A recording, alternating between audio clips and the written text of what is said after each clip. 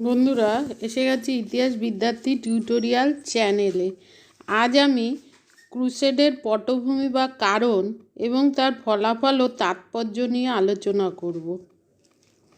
এবার ক্রুসেডের পটভূমি বা কারণ বলার আগে কিছু বলে নেওয়া দরকার যে ক্রুসেড বা ধর্মযুদ্ধ কী।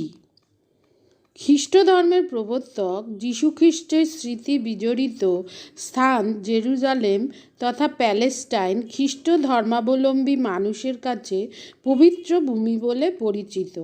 কিন্তু ইসলাম ধর্মের প্রবর্তক হজরত মুহাম্মদের মৃত্যুর পরবর্তীকালে খলিফা ওমর জেরুজালেম দখল করে নেন।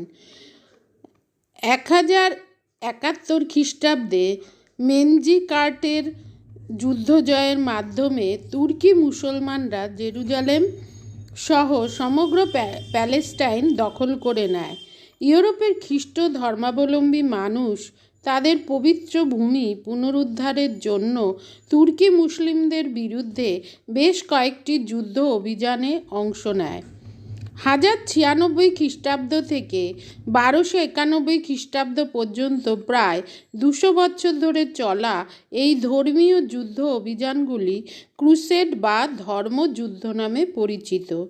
খ্রিস্টান ধর্মযোদ্ধারা তাদের পোশাক লাল ক্রস চিহ্ন এঁকে ক্রসের নামে শপথ গ্রহণ করে মুসলিমদের বিরুদ্ধে অভিযান করত বলে এই যুদ্ধের নাম হয় ক্রুসেড।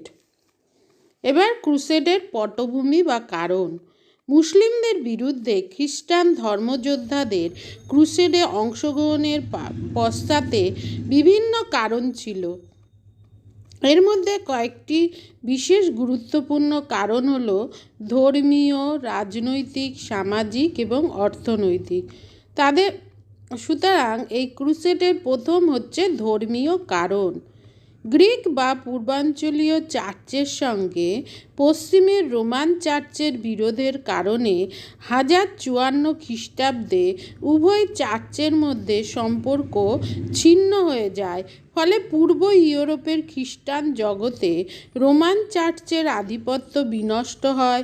পূর্বাঞ্চলীয় চার্চের উপর আধিপত্য পুনঃপ্রতিষ্ঠা করে রোমান চার্চের হারানো মর্যাদা পুনরুদ্ধার করতে রোমান ধর্মগুরু পোপ দ্বিতীয় আরবান মুসলিমদের বিরুদ্ধে ক্রুসেড বা ধর্মযুদ্ধকেই শ্রেষ্ঠ উপায় হিসেবে বেছে নেন। ক্রুসেডের অপর ধর্মীয় কারণ ছিল জেরুজালেম উদ্ধারের চেষ্টা। জেরুজালেমকে দখলকে কেন্দ্র করে মুসলিমদের বিরুদ্ধে খ্রিস্টানদের প্রতিশোধ গ্রহণের ইচ্ছা। তুরস্কের সেলজুক তুর্কি মুসলিমরা 1071 খ্রিস্টাব্দে যীশুখ্রিস্টের স্মৃতি বিজড়িত স্থানে জেরুজালেম দখল করে নেয়। এরপর থেকে তুর্কিরা জেরুজালেমে আগত খ্রিস্টান তীর্থযাত্রীদের ওপর নানাভাবে অত্যাচার চালাতে থাকে। অত্যাচারের কাহিনী কিছুটা অতিরঞ্জিত হয়ে সমগ্র ইউরোপে ছড়িয়ে পড়লে ইউরোপের খ্রিস্টানরা তুর্কি মুসলিমদের উপর প্রচণ্ড ক্রুদ্ধ হয়ে ওঠে। এই অবস্থায় পোপ দ্বিতীয় আরবান মুসলিমদের বিরুদ্ধে ক্রুসেড বা ধর্মযুদ্ধের ডাক দেন। আপাতদৃষ্টিতে জেরুজালেম দখল করা খ্রিস্ট ধর্ম যোদ্ধাদের লক্ষ্য হলেও পরোক্ষে ইসলামের ওপর নিজেদের আধিপত্য প্রতিষ্ঠা করা ও খ্রিস্টানদের লক্ষ্য ছিল বলে অধ্যাপক কে আলী মনে করেন। ইসলামের অতি দ্রুত প্রসারের ফলে ইউরোপের খ্রিস্টান জগতে এক ধরনের আতঙ্কের সৃষ্টি হয়। তাই ক্রুসেড শুরু হওয়ার আগেও উভয় ধর্মের মধ্যে এইরূপ আধিপত্য প্রতিষ্ঠার চেষ্টা চলেছিল। খ্রিস্টীয় একাদশ শতকে পশ্চিম ইউরোপের খ্রিস্টানরা ইসলামের বিরুদ্ধে অস্ত্র ধারণ করেছিল। অর্থাৎ এক কথায় ক্রুসেড হলো একে অপরের উপর আধিপত্য স্থাপনের জন্য খ্রিস্টান ও মুসলমানদের মধ্যে দীর্ঘ সংগ্রামের ফল। পরবর্তী হচ্ছে রাজনৈতিক কারণ। সমকালীন রাজনৈতিক পরিস্থিতি ক্রুসেডে ইন্ধন জুগিয়েছিল। অধ্যাপক আর্নেস্ট বার্কার ইউরোপের সামন্ত ব্যবস্থাকে ক্রুসেডের অন্যতম কারণ হিসাবে দেখেছেন। একাদশ শতক নাগাদ ইউরোপের সামন্ত প্রথা মানুষের কাছে দুর্বিষহ হয়ে উঠেছিল। সামন্ত প্রভুদের পুত্ররা সর্বদা নিজেদের মধ্যে বিবাদ ও যুদ্ধে লিপ্ত থাকত। পোপ ও ধর্মযাজকরা তাদের এই যুদ্ধ শক্তিকে সুকৌশলে মুসলিমদের বিরুদ্ধে ব্যবহার করার সুযোগ খুঁজেছিল। এছাড়া পোপ দ্বিতীয় আরবানের ভূমিকা, সেলজুক তুর্কিরা 1071 খ্রিস্টাব্দে মেনজি কার্টের যুদ্ধে বাইজান্টাইন সম্রাটকে পরাজিত করে তুরস্ক দখল করে নেয়। তুর্কিরা এই সময় পূর্ব ভূমধ্যসাগরীয় অঞ্চলে খুবই শক্তিশালী হয়ে ওঠে। এই পরিস্থিতিতে বাইজান্টাইন সম্রাট প্রথম অ্যালেক্সিয়াস তুর্কিদের বিরুদ্ধে অভিযানের উদ্দেশ্যে পোপ দ্বিতীয় আরবানের কাছে সামরিক সাহায্যের আবেদন জানান। বাইজান্টাইন সম্রাটের আবেদনে সাড়া দিয়ে পোপ দ্বিতীয় আরবান সহায়তার হাত বাড়িয়ে দিলে ক্রুসেড অনিবার্য হয়ে ওঠে। পরবর্তী কারণ অর্থনৈতিক কারণ। ক্রুসেড সংগঠনে অর্থনৈতিক কারণ গুরুত্বপূর্ণ ভূমিকা পালন করেছিল। অর্থনৈতিক কারণের মধ্যে বলা যায় ভূমধ্যসাগরীয় বাণিজ্য পথ উদ্ধারের চেষ্টা। ভূমধ্যসাগরীয় অঞ্চল ছিল পাশ্চাত্যের সঙ্গে প্রাচ্যের বাণিজ্যিক যোগাযোগের গুরুত্বপূর্ণ পথ, কিন্তু তুর্কি মুসলিমরা ভূমধ্যসাগরীয় অঞ্চলে আধিপত্য প্রতিষ্ঠা করলে এই অঞ্চলের ব্যবসা বাণিজ্যের নিয়ন্ত্রণ মুসলিমদের হাতে চলে যায়। ফলে ইটালি তথা পাশ্চাত্যের বণিকদের প্রাচ্যের বাণিজ্য দারুণভাবে ক্ষতিগ্রস্ত হয়। ইতালির ভেনিস, পিসা, জেনোয়া প্রভৃতি স্থানের বণিকরা তুর্কি মুসলিমদের কাছ থেকে কনস্টান্টিনোপল ও পূর্ব ভূমধ্যসাগরীয় অঞ্চল পুনরুদ্ধার করে প্রাচ্যের বাণিজ্যে নিজেদের আধিপত্য প্রতিষ্ঠার চেষ্টা শুরু করে। এই উদ্দেশ্যে তারা চতুর্থ ক্রুসেডে গুরুত্বপূর্ণ ভূমিকা পালন করে। আর একটা আর্থিক কারণের মধ্যে আর্থিক উন্নতির স্বপ্ন। এছাড়া ইউরোপের ধনী অভিজাতরা ক্রুসেডের মাধ্যমে আরও ধনী হওয়ার স্বপ্ন দেখেছিল, আর তুলনামূলকভাবে দুর্বল অভিজাতরা নিজেদের আর্থিক অবস্থার উন্নতি ঘটানোর স্বপ্ন দেখেছিল। যুদ্ধের সময় যে লুটতরাজ হয় তার দ্বারা ম্যানর প্রভুরা তাদের আয় বাড়ানোর সম্ভাবনা দেখেন। পরবর্তী কারণ হচ্ছে সামাজিক কারণ। ইউরোপের সামন্ততান্ত্রিক সমাজের সঙ্গে লৌহ শৃঙ্খলে আবদ্ধ দরিদ্র মানুষ ক্রুসেডের মাধ্যমে নিজেদের সামাজিক ও অর্থনৈতিক মুক্তি এবং উন্নতির স্বপ্ন দেখত। তাদের সামাজিক কারণের মধ্যে প্রথম বলা যেতে পারে দাসত্ব থেকে মুক্তির স্বপ্ন। যে কোনো ক্রুসেডের আগে প্রচার করা হতো যে ক্রুসেডে যোগদানকারী ভূমিদাসদের যুদ্ধের পর মুক্তি দেয়া হবে। দাসত্ব থেকে মুক্তির আশায় হাজার হাজার ভূমিদাস ক্রুসেডের সঙ্গে একাত্ম হয়ে যায়। পরেরটা কি? ঋণ মুক্তির স্বপ্ন। 2. ঋণ মুক্তির স্বপ্ন। ঋণগ্রহীতারা ঋণের ফাঁস থেকে মুক্তি বা ঋণের সুদ মুকুবের আশায় দলে দলে ক্রুসেডে অংশ নেয়। 3. কি? দরিদ্রদের ভাগ্য পরিবর্তনের স্বপ্ন। তাছাড়া মধ্যযুগের ইউরোপের সাধারণ দরিদ্র শ্রমজীবী মানুষ জীবন দুর্দশা ও একঘেয়েমিতে বিরক্ত হয়ে ওঠে। তাই সম্ভাব্য ক্রুসেড তাদের মনে দারুণ উৎসাহের সঞ্চার করে এবং ক্রুসেডের মাধ্যমে তারা নিজেদের ভাগ্য পরিবর্তনের স্বপ্ন দেখতে শুরু করে। 4. কি? নাইটদের উদ্যোগ। মধ্যযুগে পশ্চিম ইউরোপের শিবালরির আদর্শ গ্রহণ করে নাইট নামে এক শ্রেণীর সুদক্ষ বীরযোদ্ধা বাহিনী গড়ে উঠেছিল। নিজ ধর্মরক্ষায় আত্মত্যাগ করতেও তারা প্রস্তুত ছিল। এই বীর যোদ্ধাদের বীরত্বকে কাজে লাগিয়ে ইউরোপের খ্রিস্টান জগৎ তুর্কি মুসলিমদের বিরুদ্ধে ধর্মযুদ্ধ জয়ের স্বপ্ন দেখত। 4. পোপের উগ্র বক্তৃতা। এরই মধ্যে পোপ দ্বিতীয় আরবানের প্রচার ও জ্বালাময়ী বক্তৃতা মুসলিমদের বিরুদ্ধে খ্রিস্টানদের ক্রুসেডকে অনিবার্য করে তুলেছিল। পোপ দ্বিতীয় আরবান 1095 খ্রিস্টাব্দে ফ্রান্সের ক্লেরমন্ট শহরে এক সভা ডেকে সেখানে মুসলিমদের বিরুদ্ধে তীব্র উত্তেজনামূলক বক্তৃতা দিয়ে খ্রিস্টানদের উদ্দীপ্ত করে তোলেন। তিনি প্রচার করেন যে এই ধর্মযুদ্ধে যারা যোগদান করবে তারা সকল পাপ থেকে মুক্তি পাবে এবং যারা যুদ্ধে মারা যাবে তারা স্বর্গলাভ করবে। ফলে হাজার হাজার খ্রিস্টান তাদের পবিত্র ভূমি উদ্ধারের জন্য ক্রুসেডে যোগ দেয়। ক্রুসেডের ফলাফল ও তাৎপর্য। মুসলিমদের হাত থেকে জেরুজালেম তথা প্যালেস্টাইন পুনরুদ্ধারের উদ্দেশ্যে দীর্ঘ প্রায় 200 বছর ধরে মুসলিম ও খ্রিস্টান ধর্মযোদ্ধাদের মধ্যে ক্রুসেডগুলো সংগঠিত হয় এবং ক্রুসেড যোদ্ধাদের পক্ষে মুসলিমদের হাত থেকে প্যালেস্টাইন পুনরুদ্ধার করা সম্ভব হয়নি। তাই অধ্যাপক হিট্টি ক্রুসেডকে পূর্ব এবং পশ্চিমের মধ্যে দীর্ঘকালীন বিরোধের একটি মধ্যযুগীয় অধ্যায় হিসাবে বর্ণনা করেছেন। তা সত্ত্বেও মধ্যযুগের ইউরোপে ক্রুসেডগুলির ফলাফল ও তাৎপর্য বিশেষ গুরুত্বপূর্ণ ছিল। প্রথম হচ্ছে ফলাফল বলতে এক, রাজনৈতিক ক্ষেত্রে পরিবর্তন।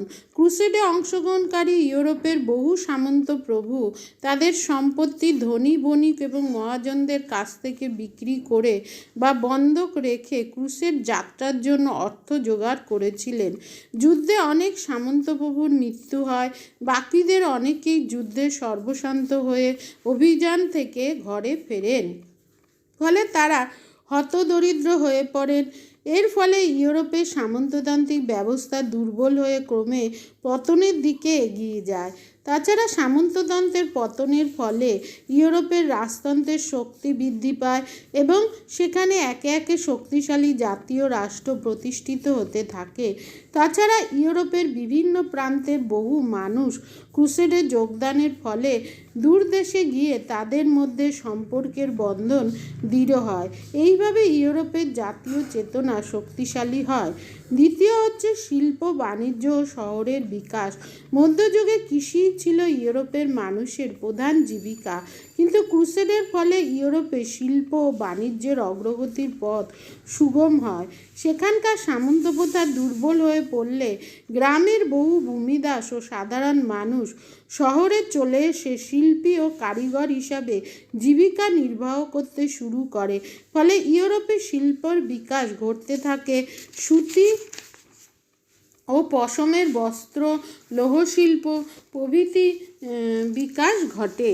চতুর্থ ক্রুসেডের দ্বারা ভূমধ্যসাগরীয় অঞ্চলে পশ্চিম ইউরোপের কর্তৃত্ব স্থাপিত হলে পাশ্চাত্যের সঙ্গে প্রাচ্যের বাণিজ্যিক যোগাযোগ বৃদ্ধি পায়।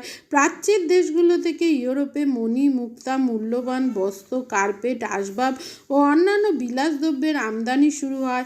এর বিনিময়ে পাশ্চাত্যের বিপুল পরিমাণ স্বর্ণ ও রৌপ্য মুদ্রা প্রাচ্যে আসে। ধর্মযুদ্ধ চলাকালীন যেসব অঞ্চল থেকে ধর্মযোদ্ধাদের কাছে প্রয়োজনীয় জিনিসপত্র সরবরাহ করা হতো, সেই সব স্থানে জীবন জীবিকার সুবিধার্থে বিভিন্ন পেশার মানুষ এসে বসবাস করতে শুরু করে।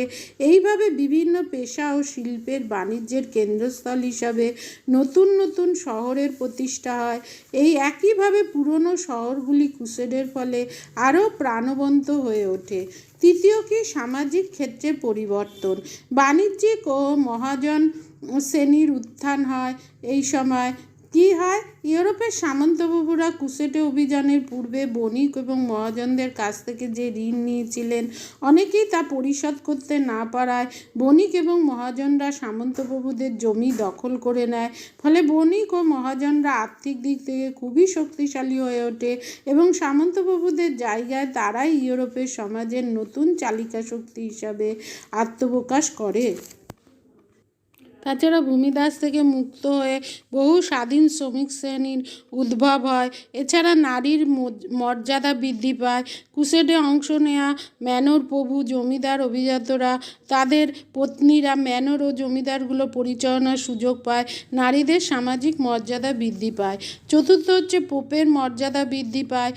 1095 খ্রিস্টাব্দ থেকে বিভিন্ন ক্রুসেডের উদ্যোগ মূলত বিভিন্ন পোপ গ্রহণ করেছিল। তাদের ডাকে সাড়া দিয়ে পশ্চিম ইউরোপের ধর্মের নাইট ও সামন্তপ্রভুরা বারবার ক্রুসেডে অংশগ্রহণ করেছিল, ফলে খ্রিস্টান ধর্ম ও সমাজে পোপতন্ত্র ও চার্চের প্রভাব প্রতিপত্তি বৃদ্ধি পায় এবং এর দ্বারা পোপ খ্রিস্টান ধর্মীয় জগতের অবিসংবাদী নেতায় পরিণত হয়।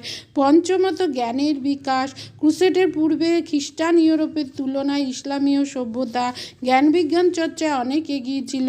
পরবর্তীকালে ইউরোপে বহু খ্রিস্টান ক্রুসেডে অংশ নিয়ে প্যালেস্টাইনে পৌঁছে ইসলামীয় সভ্যতার সংস্পর্শে আসে এবং ইসলামীয় জ্ঞান বিজ্ঞানের উৎকর্ষের সঙ্গে পরিচিতি লাভ করে। ফলে এখানে ইসলামীয় জ্ঞান বিজ্ঞানের চর্চা ইউরোপেও পৌঁছে যায়। এছাড়া এশিয়ার কাগজ, কম্পাস, আতসকাজ, বারুদ প্রভৃতি তৈরির বেশ কারিগর সৃষ্টি হয়, কারিগরি কৌশল এগুলো ইউরোপে গিয়ে পৌঁছায়। এছাড়া ইউরোপে দ্বাদশ শতকে ইবন সিনা, ইবন রুশদি, আল খোয়ারিজমি প্রমুখ ইসলামীয় পণ্ডিতের রচনা পশ্চিম ইউরোপের বিশ্ববিদ্যালয়গুলোতে পড়ানো শুরু করা হতে থাকে। ইসলামীয় পণ্ডিতরা প্রাচীন গ্রিক দার্শনিক অ্যারিস্টটলের রচনার যে অনুবাদ ও ব্যাখ্যা করেন তার মাধ্যমে ইউরোপে গ্রিক দর্শনের সঙ্গে পরিচিতি হয়। এছাড়া আরব্য রজনী, পঞ্চতন্ত্র সহ প্রাচ্যের সাহিত্যগুলো ইসলামীয় সভ্যতার মাধ্যমে ইউরোপে পৌঁছায় এবং পরবর্তীকালে ইউরোপীয় সাহিত্যকে সমৃদ্ধ করে। এছাড়া ভৌগোলিক জ্ঞানের বিকাশ হয় এবং পঞ্চদশ শতকে ইউরোপে নবজাগরণে ক্রুসেডের গুরুত্বপূর্ণ ভূমিকা ছিল বলেও অনেকে মনে করেন। টয়েনবির মতে ক্রুসেডের ফলে আধুনিক ইউরোপের জন্ম হয়েছে। এছাড়া ষষ্ঠ হচ্ছে ইউরোপের তুলনায় মুসলিম দুনিয়া পিছিয়ে পড়ে। ক্রুসেডে অংশ নিয়ে ইউরোপীয় খ্রিস্টান বাহিনী তুর্কি মুসলিমদের যুদ্ধ কৌশল সম্পর্কে ধারণা লাভ করে। তাছাড়া মুসলিমদের উন্নত কৃষি পদ্ধতি ও শিল্পী জীবনের সঙ্গে পরিচয় পেয়ে ইউরোপে কৃষি শিল্পে উন্নতি হয়। তাছাড়া দীর্ঘকালীন ক্রুসেডে অংশ নিয়ে ইউরোপে নিঃস্ব হয়ে পড়লে তারা যুদ্ধনীতি ত্যাগ করে নতুন সমাজ গঠনে হাত দেয়। এর ফল হলো আধুনিক ইউরোপের আত্মপ্রকাশ। পরবর্তী হচ্ছে ধ্বংস ও মৃত্যু। 1096 থেকে 1291 খ্রিস্টাব্দ এই দীর্ঘ সময়কালে ক্রুসেডে বহু মানুষের মৃত্যু হয়। যোদ্ধা ছাড়াও বহু সাধারণ মানুষ মারা যায়। নানাভাবে দুর্দশার শিকার হয় হাজার হাজার মানুষ। বিভিন্ন ক্রুসেডের মাধ্যমে খ্রিস্টান যোদ্ধারা মাঝে মধ্যে জেরুজালেম দখল করতে সক্ষম হলেও 1244 খ্রিস্টাব্দে জেরুজালেম চূড়ান্তভাবে মুসলমানদের দখলে আসে। 1244 খ্রিস্টাব্দ থেকে 1919 খ্রিস্টাব্দ পর্যন্ত দীর্ঘ 675 বছর ধরে জেরুজালেম মুসলিম শাসনাধীনে থাকে। অবশেষে 1919 খ্রিস্টাব্দে ইংরেজ জেনারেল এলেন বাই সদল বলে জেরুজালেমে প্রবেশ করে ঘোষণা করেন যে এতদিনে ক্রুসেডের অবসান হলো। তাহলে তোমরা চ্যানেলটা অবশ্যই সাবস্ক্রাইব করো। দেখা হচ্ছে পরবর্তী ভিডিও।